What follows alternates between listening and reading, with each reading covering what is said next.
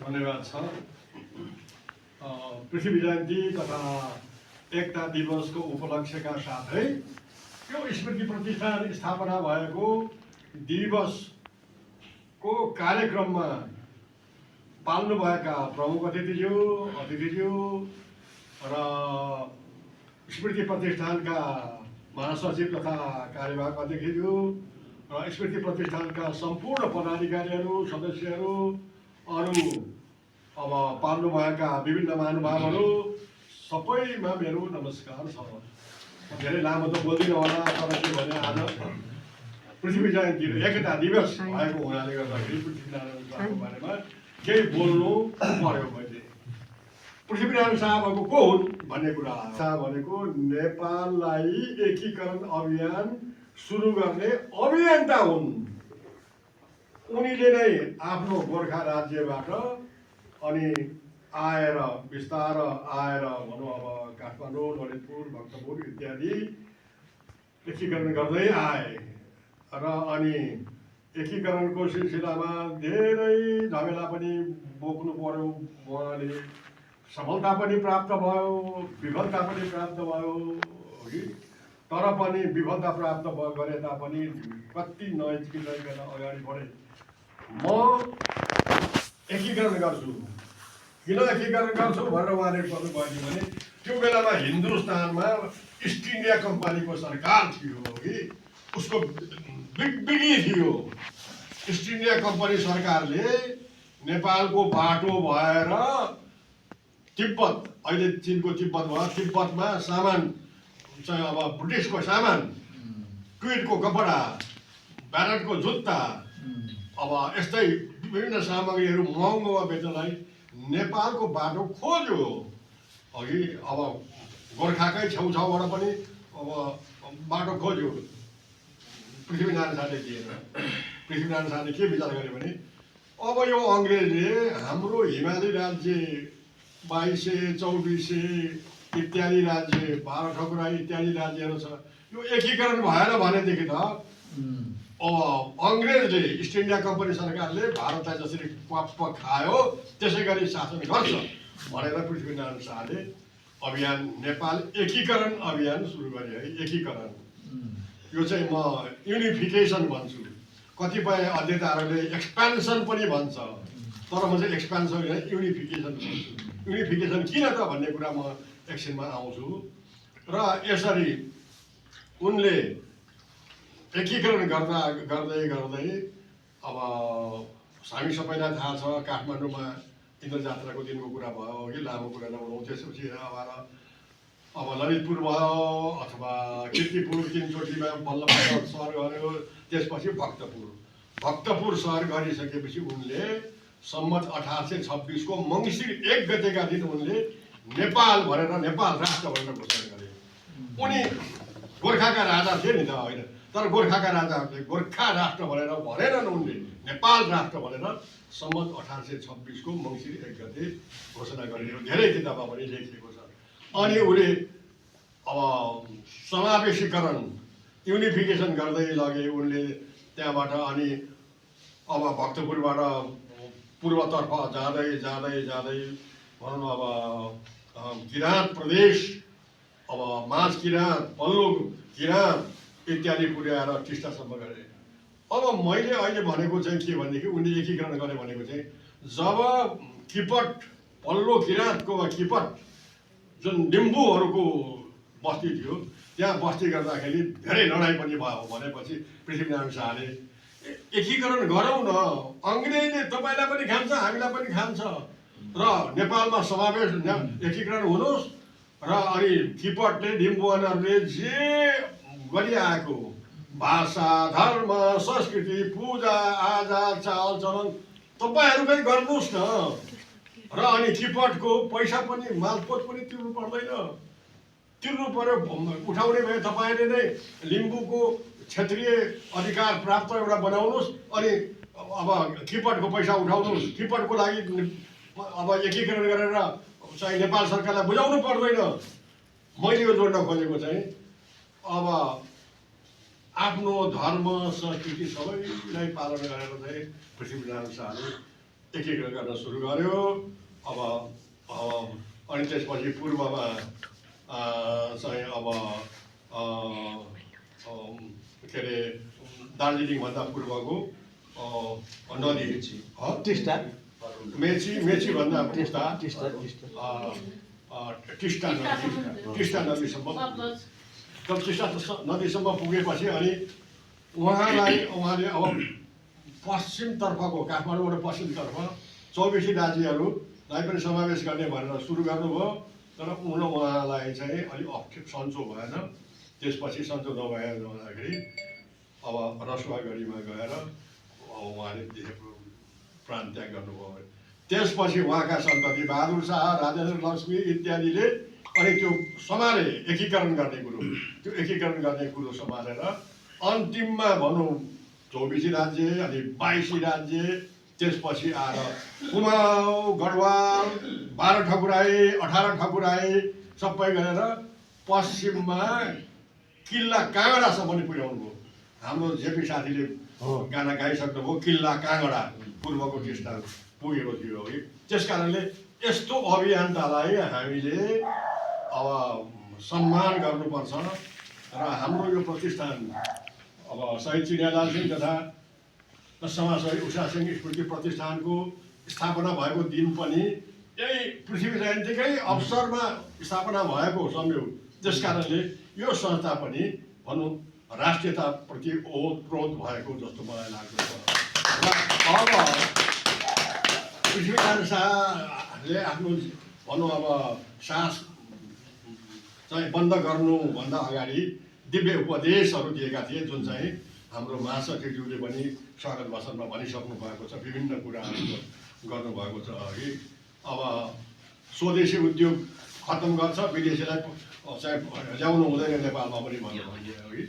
त्यसपछि आएर उनले अर्को के भनेको थियो भनेदेखि चाहिँ अङ्ग्रेजसँग, दक्षिणको अङ्ग्रेजसँग लडाइँ गर्नु पर्यो, धावा गर्नु पर्यो भने उनलाई सिमानाको समथर भूभागबाट अझ मासतिर शिवालिक चुरेको नजिकै लिएर आएर अनि नेपाली सेना चुरेको माथि टाकुरोमा बसेर अनि समथरबाट आएको अङ्ग्रेजी फौजलाई हमला गर्नुपर्छ। उनीहरूलाई डोर्याउँदै सम्म भागबाट ल्याउँदै अनि अब शिवालिक पहाडबाट चाहिँ खेद्नुपर्छ भनेर उनको नीति पनि थियो। अब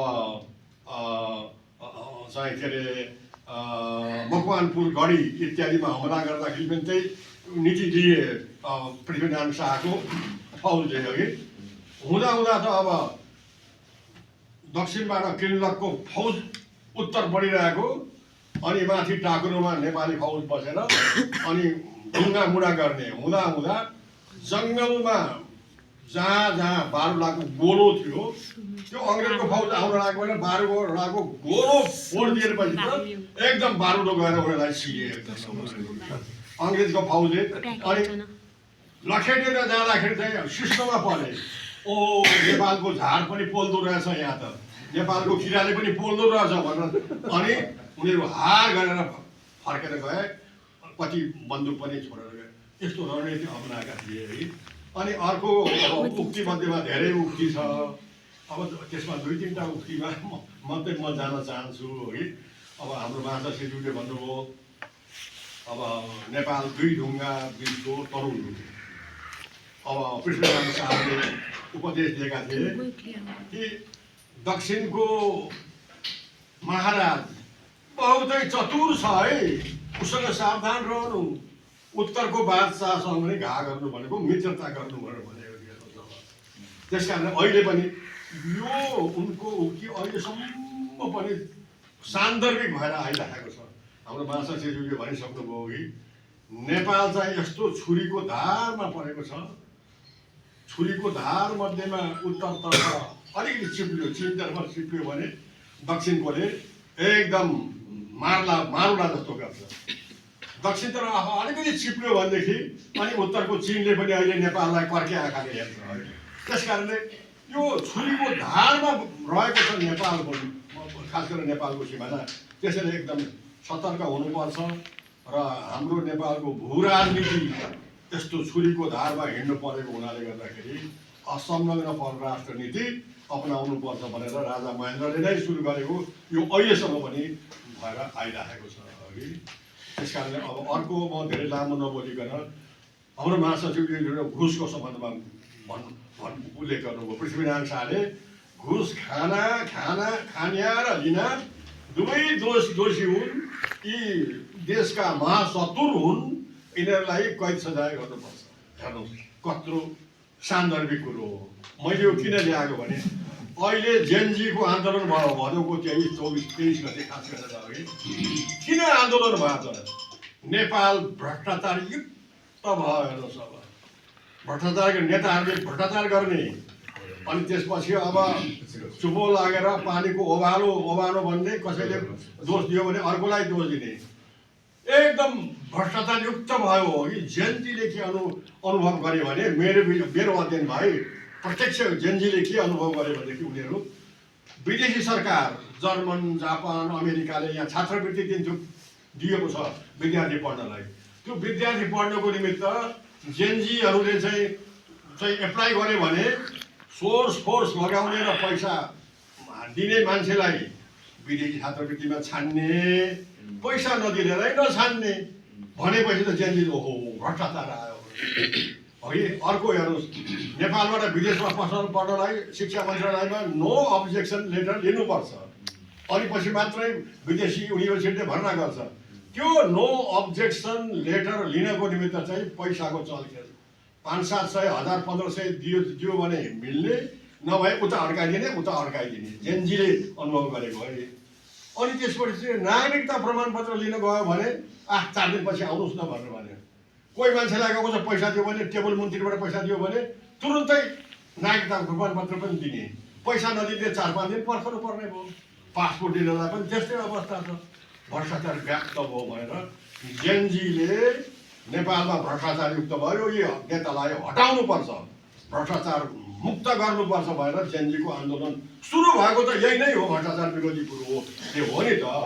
त्यसपछि आएर अनि तत्कालीन सरकारले अब फेसबुकहरू सामाजिक सञ्जाल बन्द गर्ने त झन् जेनजीलाई त घाँटीमा समातेर किलकिलेर मरौँ न बाँच्नु परेको हुनाले गर्दाखेरि आन्दोलन गरे है। हेर्नुहोस् अब भ्रष्टाचार विरोधीको, अब भ्रष्टाचार विरोधीको सम्बन्धमा कुराकानी गर्दा हेर्नुहोस् अब जेनजीको आन्दोलनपछि अख्तियार दुरुपयोग अनुसन्धान आयोगले अब प्रतिवेदन तयार गरेको छ। राष्ट्रपतिले पनि 121वटा भ्रष्टाचारका मुद्दा अख्तियार दुरुपयोगले अदालतमा दर्ता गरेको छ। 121वटा हेर्नुहोस् अब अरू दर्ता गर्ने पक्षमा पनि छन्।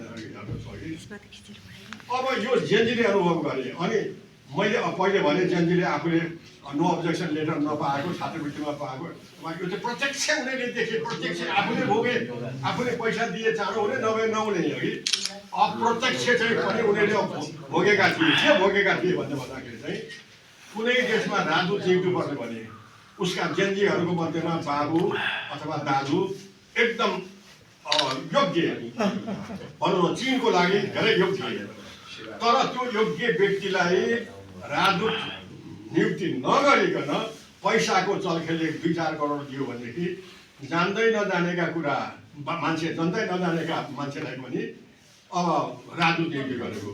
राजदूत नियुक्ति त के गर्नुपर्छ भनेदेखि चाहिँ जुन देशमा जाने हो अथवा चीनमा जाने हो भने चीनको बारेमा राम्रो ज्ञान भएको हुनुपर्छ। चीनको इकोनोमीदेखि लिएर चीनको राजनीति, चीन र नेपालको सम्बन्ध कहिले स्थापना भयो, के भयो, कहिले उतार भयो, कहिले चढाउ भयो, कहिले उतार भयो, यस्तो भयो भनेर चाहिँ एउटा राष्ट्रको नीति, नेपाल राष्ट्रको नीति जान्ने बुझ्ने मान्छेलाई चाहिँ अब राजदूत गरेर पठाउनु पर्नेमा पैसाको भरले यो केही कुरा नजानेकोलाई राजदूत गरेर पठाउँदाखेरि बेला मौकामा चाहिँ अब कुनै नेपालमा समस्या आउँदा त्यो प्रतिनिधित्व गर्न नसक्ने, यो जेनजीले अपरोक्ष तरिकाले आफ्नो दाजु भाइ बाबुले भनेको सुनेको हो कि अब जस्तो भनौँ न, अब कुनै कार्यक्रममा अथवा कुनै मन्त्रालय विभागमा हो कि अब भन्सारमा एयरपोर्ट भन्सारमा सरुवा हुनु पर्यो भनेदेखि पैसाको चलखेल गरे सरुवा हुन पाउने नपाउनु नभए नपाउने त्यो कुरा पनि उनीहरूले इन्डाइरेक्टली चाल पाएका थिए। त्यो यस्तो चाल पाएको हुनाले गर्दाखेरि परिवर्तनको निमित्त चाहिँ अब जेनजीले यसरी अब भ्रष्टाचार विरुद्धमा परिवर्तन गरेर नयाँ सरकार बनेको छ। नयाँ सरकारले पनि अब चुनाव 21 गते हुँदैछ होइन, फागुनको 21 गते हामीलाई पनि थाहा छ। त्यस कारणले गर्दाखेरि मैले यो टुङ्ग्याउन खोजेको चाहिँ के छ भनेदेखि पृथ्वीनारायण शाहको उक्ति अनुसार नै अहिलेको जेनजीले चाहिँ सङ्घर्ष गरेको रहेछ नि त भ्रष्टाचारको विरुद्ध। त्यस कारणले पृथ्वीनारायण शाहको उक्ति 250औं 253औं 51औं वर्षसम्म पनि अहिलेसम्म पृथ्वीनारायण शाहको उक्ति अझ पनि सान्दर्भिक रहेछ भनेदेखि हामीले यो भ्रष्टाचार नेपालमा रहेको भ्रष्टाचारलाई अब मुक्त गर्नुपर्छ। भ्रष्टाचार निमिट्यान्न पत्ता पार्न सकिँदैन। हेर्नुहोस् कम गर्नुपर्छ। जस्तो ट्रान्सपरेन्सी इन्टरनेसनल बर्लिनमा जर्मनीको बर्लिनमा भएको ट्रान्सपरेन्सी इन्टरनेसनलले पनि सन् 2024मा भ्रष्टाचारको नेपालमा भ्रष्टाचारको मात्रा अलिकति बढेको छ भनेर भनेको छ। हेर्नुहोस् है अब त्यस कारणले गर्दाखेरि अब नेपालमा भ्रष्टाचार यसरी बढिरहेको हुनाले जेनजीको मुभमेन्ट यस्तो भएको हुनाले गर्दाखेरि हामीले पृथ्वीनारायण शाहलाई सम्झेर उनको दिव्य उपदेश, उनले गरेको नेपालको एकता, अब नेपाल राष्ट्रको एकता, पृथ्वीनारायण शाहले चाहिँ एकीकरणको अभियान सुरु नगरेको भएदेखि हामी अहिले यसरी बोल्न पाउने थिएनौँ होला। हामी मध्येमा कोही बङ्गाली बाबु भइसक्थ्यौँ होला, कोही बिहारी दादा भइसक्थ्यौँ होला हामी है। अब त्यस कारणले गर्दाखेरि पृथ्वीनारायण शाहले गर्दाखेरि चाहिँ हामीले अहिले बोल्न पाइरहेका छौँ राष्ट्रको निमित्त। हाम्रा नेताहरूले अहिले प्रधानमन्त्री र मन्त्री हुन पाइरहेका छन्, तर पदमा गएपछि बिर्सन्छन्। हेर्नुहोस् पृथ्वीनारायण शाहको सबैलाई शीर्ष नेताहरू सबैलाई कण्ठ छ, तर पदमा गएपछि आफै खाउँ आफै लाउँ। पृथ्वीनारायण शाहको उक्ति अनुसार नेपाल चाहिँ अब सबैको फुलबारी 4036 वर्षको फुलबारी भनेको एकजना नेता प्रधानमन्त्री भयो भने मै हुँ सबभन्दा ठुलो भनेर भन्ने।